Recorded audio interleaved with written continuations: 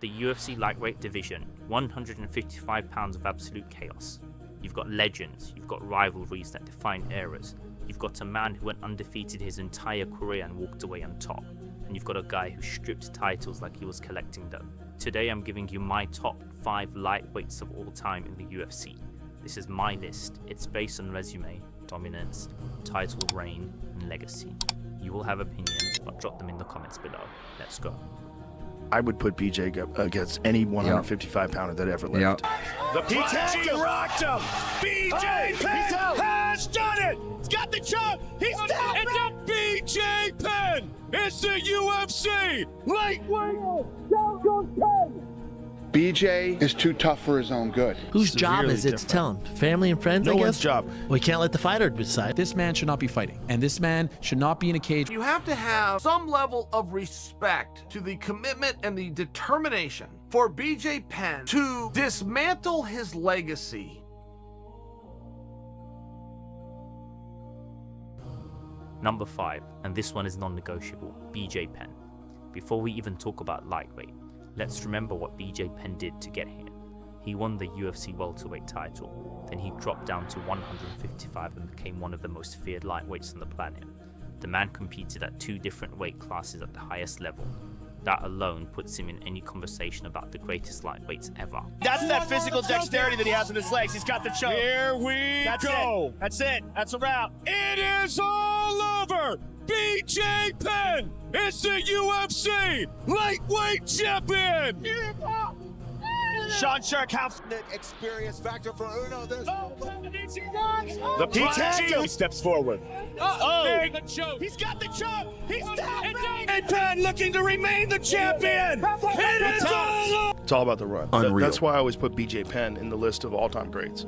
Because during that run, when BJ Penn beat up Diego Sanchez and Sean Sherk and Joe Daddy Stevenson, when he did that, I'm like, that BJ Penn. Like I would have put that BJ Penn. I would have loved to see that BJ Penn versus Khabib. That would have been crazy. At 155, Penn knocked out Joe Stevenson, dominated Kenny Florian, and had back-to-back wars with Frankie Edgar that are still talked about today. He had some of the best jiu-jitsu the division had ever seen. Devastating body shots and hands that could end a fight in any round. BJ Penn wasn't just talented, he was a pioneer. He helped put the lightweight division on the map on the time when it was still finding its identity in the UFC. A prodigy, a legend, number 5 on this list. Boxing trainer. Really compare, Joe, I think. The referee's looking very closely. Just terrific dominance on that. The way Conor got his title, he got it by his mouth and the way he promotes himself. And I can't hate him for that. But it just sucks for someone that's, been taught hard work gets it done, grit gets it done, being a company guy gets it done, being a good person gets it done.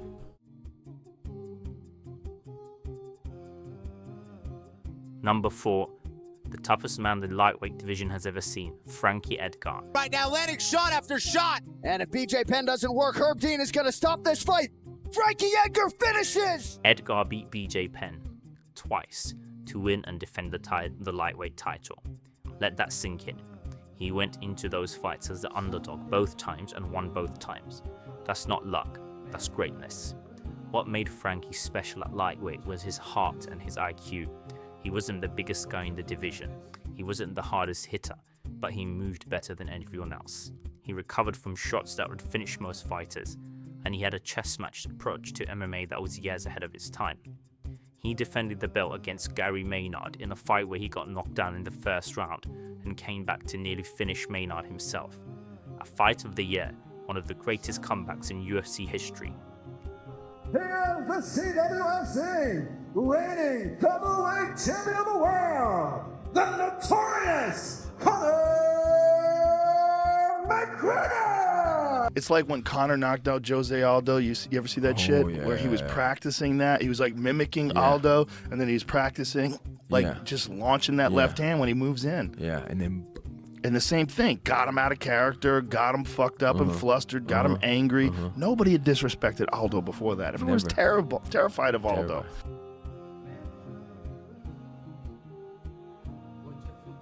Number 3, and yes, before you say anything, Conor McGregor at lightweight absolutely belongs here. And now it's time for our main event of the evening. 5 rounds of fighting for the UFC Featherweight Championship. Aldo McGregor. It is time to fight. Time to fight me, it's a celebration. You ring back home, you ring your wife. Baby, we done it. We're rich, baby. Conor McGregor made us rich. What got me to where I am and where I continue to go and where I will continue to go is an insane work ethic. You can only put in that amount of work if you were doing something that you are passionate about, and that's what I have engaged my entire life's work in. Well, you're never going to see another one like him, right? Because he's a unique person. He's literally being himself. Well, all that animal movement stuff. Yeah. What the f is that walk? Well, he's just getting. What is that? Thing that he does where he throws his It's arms around. amazing. He's Who being does silly. that? What does it mean? Conor didn't just win the lightweight title. He became the first fighter in UFC history to hold 2 titles simultaneously when he knocked out Eddie Alvarez at UFC 205 to claim the 155 belt while still holding the featherweight gold. That's a moment that will never be forgotten. I'm not seeing it, man. Like when Conor fought Floyd or when Conor Nate Diaz too, I couldn't go anywhere without Starbucks, you name anywhere, shoe store, where car dealer, everyone, dude, Conor Floyd, who you got, man? Everybody and their mom. Now, very rare. Maybe at one of my shows someone will bring it up, but there's something that Conor didn't want to do for this fight, and that's massive promotion.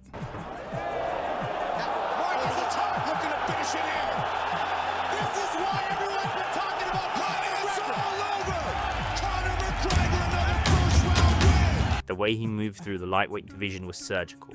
The power he carried at 159 was terrifying. And his performance against Alvarez, one of the most dominant title-winning performances the division has ever seen, was an absolute masterclass.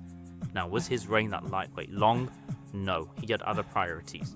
But the impact he had on the division, the fights he delivered, and the level at which he performed when he competed firmly puts him in the top 3. Is Charles Oliveira secretly and quietly becoming the most interesting champion in the UFC? Proving people wrong. That is what he's done his entire career.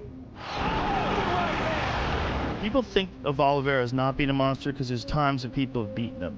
Like Paul Felder smashed him, Cub Swanson KO'd him. Guys have beaten him, but he got better. See, he's been around a long ass time, but he came into his own over the last few years.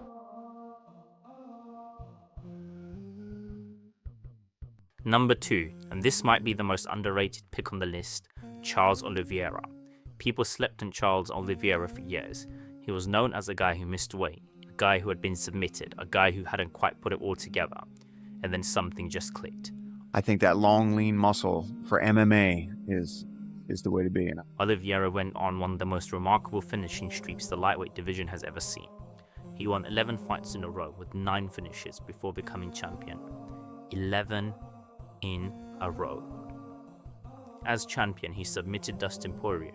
He finished Justin Gaethje. He submitted Beneil Dariush. He was a nightmare for every single person put in front of him. The most dangerous submission artist in lightweight history, with the most submission wins in UFC history. Full stop. He lost the belt on a scale, literally stripped because he came in half a pound over, not because anyone beat him. And when he got his next shot, he went out and nearly submitted Islam Makhachev before being finished late. First of all, I want to say Alhamdulillah, God gave me everything. Alhamdulillah. Well, the problem with Nurmagomedov obviously was the last fight before this previous spectacular fight with Barboza. He didn't make the weight because he had to go to the hospital. Yeah.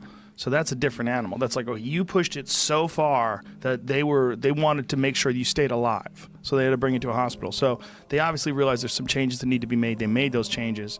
And fucking hell on Friday, or on Saturday night rather. Fucking hell. Unbelievable. Dude. That was, it's really weird sometimes when you, in any sport, I don't care what it is, when you see somebody, you know, Jordan in his prime, you just can't cover the guy. It's almost like he's the only one on the court. Yeah.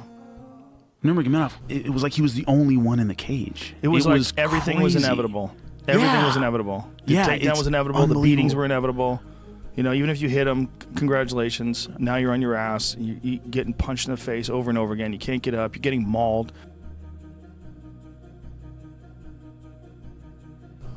Number 1, the Eagle, Khabib Nurmagomedov. Here's why Khabib is number 1 in one sentence. He held the UFC lightweight belt for over 1,000 days, went 29-0 in his entire MMA career. He defended the title 3 times, and never, not once, lost a single round in a title fight. Not one round. Khabib didn't just beat his opponents, he broke them.